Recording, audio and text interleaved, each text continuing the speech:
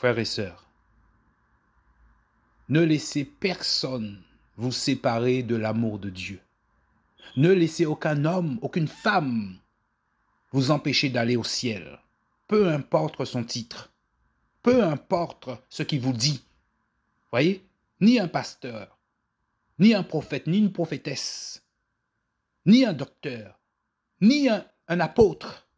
Ne laissez personne vous séparer de l'amour de Dieu. Personne. Ce que tu as, garde-le. Si tu l'as, mon ami, garde-le. Nous sommes dans ces temps de la fin où beaucoup de personnes vont raconter beaucoup de choses. Aucun prophète, aucun pasteur, aucun apôtre n'a reçu toute la connaissance de Dieu. Et c'est là que beaucoup se trompent en s'attachant à l'homme de Dieu, à la femme de Dieu. Vous vous trompez, mes amis. Il n'y a qu'un seul guide, c'est la parole. Tu dois t'attacher à la parole, tu dois lire la parole pour voir ce que la parole te dit de faire. Et pas à l'interprétation des humains, des hommes, des femmes. Si tu t'attaches à l'homme, si tu t'attaches à ton assemblée, à la vision de l'homme de Dieu, tu seras égaré. Tu as plus de probabilité d'être égaré. Parce que si tu t'attaches à l'homme, tu n'auras pas cette intimité avec Dieu. Mon frère, ma soeur, tu n'auras pas cette intimité avec Dieu, intimité avec la parole. La Bible dit qu'il faut que cette parole soit au-dessus de toute chose. C'est ça le premier commandement du Seigneur. La parole doit être ton Seigneur, ton maître. La parole. Ton guide doit être la parole. Ayez toujours les yeux fixés sur Jésus, mais Jésus, c'est la parole. Mon frère, ma soeur. Vous voyez? Pas l'interprétation des humains. Depuis des années, on nous enseigne, on nous dit que parce qu'un certain nombre de personnes se rassemblent, on chante, on loue, on prie ensemble le Seigneur, qu'on est en communion fraternelle. Mon frère, il faut regarder ce qui est écrit dans la Bible. Il faut regarder les versets bibliques, pas l'interprétation des humains. C'est une fausse doctrine. Parce que ma Bible me dit qu'il n'y a pas de communion entre les ténèbres et la lumière. Quand vous vous rassemblez, est-ce que Dieu te dit tous ceux qui sont là sont enfants de Dieu? Il suffit qu'il y en ait un seul qui n'appartienne pas à Dieu. Or, on sait très bien que le blé et l'ivraie se ressemblent comme deux gouttes d'eau. Il suffit qu'un seul n'appartienne pas à Dieu. Donc un seul qui ne marche pas dans la lumière. Donc vous n'êtes pas en communion fraternelle. On nous dit que parce qu'on se rassemble, on mange ensemble, on est en communion fraternelle. Frère, ce n'est pas ce que dit la Bible. Ne vous laissez pas égarer par ce genre de doctrine. La plupart des gens qui racontent ça sont des gens qui sont nés dans des assemblées. Lisons la parole. Que nous dit la parole concernant la communion fraternelle, selon le Seigneur, selon la Bible? Prenons 1 Jean. Voici ce que dit 1 Jean. 1 Jean, verset 5. Et voici la déclaration que nous avons entendue de lui, et que nous vous annonçons, à savoir que Dieu est lumière, et qu'il n'y a point de ténèbres en lui. Il n'y a pas de mal dans le Seigneur. Il est lumière.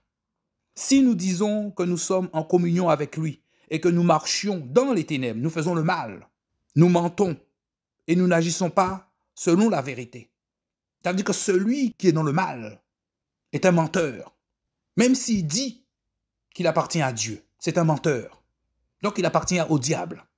Mais la Bible dit, mais si nous marchons dans la lumière, comme Dieu est lumière ou Dieu est dans la lumière, c'est la même chose.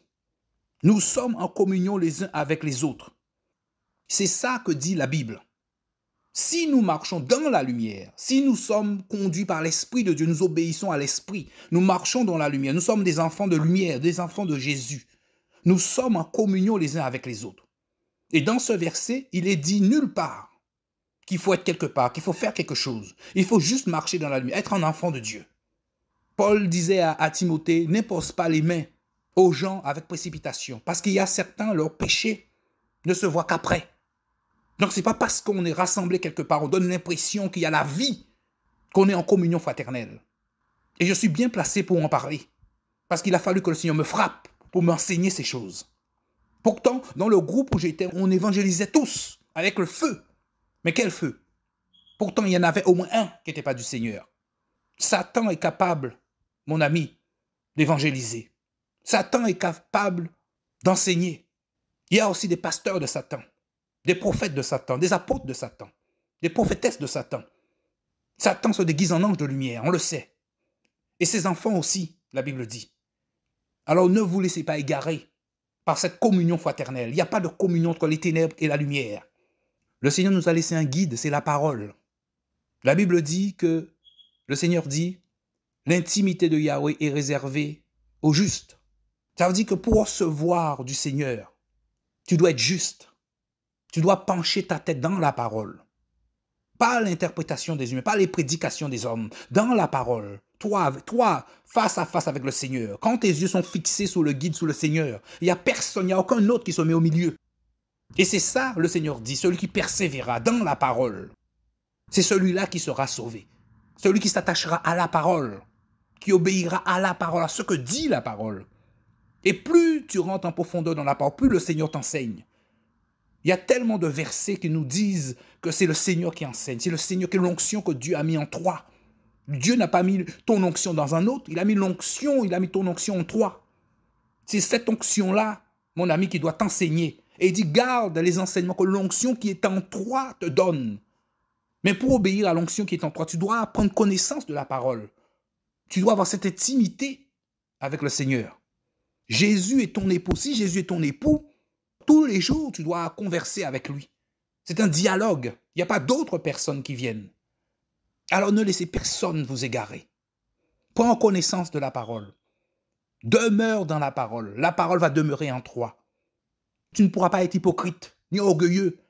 Frère, c'est ça que Dieu nous demande. La parole doit être ton maître. Tu aimeras le Seigneur ton Dieu. Le Seigneur, c'est celui qui est au-dessus de toi. Ton Dieu, c'est la parole. La parole Dieu met en toi. Et la parole du Seigneur est esprit. C'est aussi la vie. Il te guérit. Aucun homme ne peut te guérir. C'est la parole qui te guérit. C'est Jésus qui te guérit. Jésus, c'est la parole. Et Dieu n'est pas dans le mélange, mon frère, ma sœur. Dieu n'est pas dans le mélange. Alors tu dois prendre connaissance de la parole. Tu dois t'attacher à la parole. Pas ce que disent les hommes, les humains, parce que beaucoup vont t'égarer. Tu peux même suivre un homme de Dieu. Si tu ne suis pas Jésus, tu seras égaré. Beaucoup n'ont jamais lu la Bible. Ils disent que des parties, des versets. Non, tu dois prendre connaissance de toute la parole pour comprendre la pensée, pour que le Seigneur te donne sa pensée. Toute la parole. Tu dois lire la Bible. Alors c'est un appel que le Seigneur fait encore. Et il le fera toujours jusqu'à la fin. Attachez-vous à la parole. Demeurez dans la parole.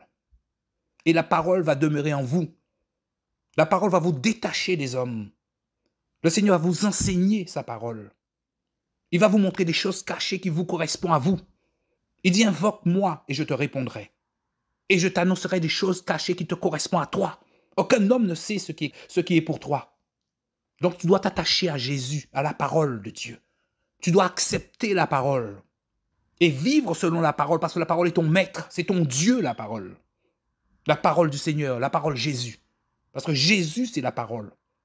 Il est le chemin qui t'emmène vers le Père. Il dit, nul ne peut aller au Père sans passer par ce chemin qui est Jésus, ce chemin qui est la parole. Tu dois accepter le chemin, marcher sous ce chemin, demeurer sur ce chemin. Ayez toujours les yeux fixés sur ce chemin. Et au bout, il y a la connaissance du Père. Tu verras le Père. Cette parole doit t'éclairer. Ce n'est pas l'interprétation des humains qui doit t'éclairer. La parole. Tu ne comprends pas quelque chose de la parole. Jésus va t'éclairer. Il est là pour ça. L'onction qui est en toi est là pour ça. Alors quand les gens vont te parler de la communion fraternelle, tu sauras. Tu sauras. Parce que tu as cette intimité avec la parole. Tu sauras que ce n'est pas parce que des personnes décident de s'assembler qui sont en communion fraternelle. Tu sais bien qu'il y a le blé est livré. Donc il n'y a pas de communion fraternelle.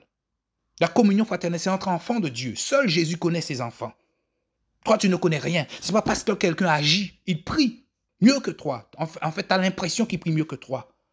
Qui est prophète, qui est pasteur, qui est apôtre. Mais apôtre de qui? Prophète de qui? Et même si ce sont des prophètes, des apôtres du Seigneur, le Seigneur ne veut pas que tu t'attaches aux hommes, mais à lui. C'est l'infidélité. Jésus est ton époux. Donc tu dois t'attacher à Jésus, à la parole. Laisse la parole te transporter. Laisse la parole te guider. Laisse la parole t'enseigner. Laisse la parole te donner la vie. La vie, c'est la parole. Ne cherche pas un homme pour te guérir. Ne cherche pas un homme pour te guider. Ne cherche pas un homme pour t'enseigner. Jésus est là. Arrêtons de faire la peine au Seigneur. Attachons-nous au Seigneur. Le Seigneur, c'est la parole. Attachons-nous à la parole. Et pas à l'interprétation des humains. Aucun homme n'a reçu toute la connaissance de Dieu. Un homme du Seigneur n'est qu'un membre du corps. Mon frère, ma sœur. Attache-toi à Jésus. Ne laisse personne, aucun homme, aucune femme, aucun membre du corps t'égarer. Celui qui s'attache à Jésus, c'est celui-là qui sera sauvé. Alors pose-toi les bonnes questions, examine-toi. Regarde, est-ce que tu suis l'homme ou tu suis le Seigneur? Est-ce que tu suis l'assemblée ou tu suis le Seigneur? Est-ce que tu suis la vision de l'homme ou tu suis la vision de Dieu? C'est le temps de s'examiner pour voir si on est dans la foi, si on est conforme à la parole, parce que Jésus vomit ceux qui sont mélangés. Alors c'est le temps. Pose-toi les bonnes questions. Que le Seigneur nous éclaire, que le Seigneur nous guide. Merci Seigneur pour ta parole. Au nom de Jésus. Amen.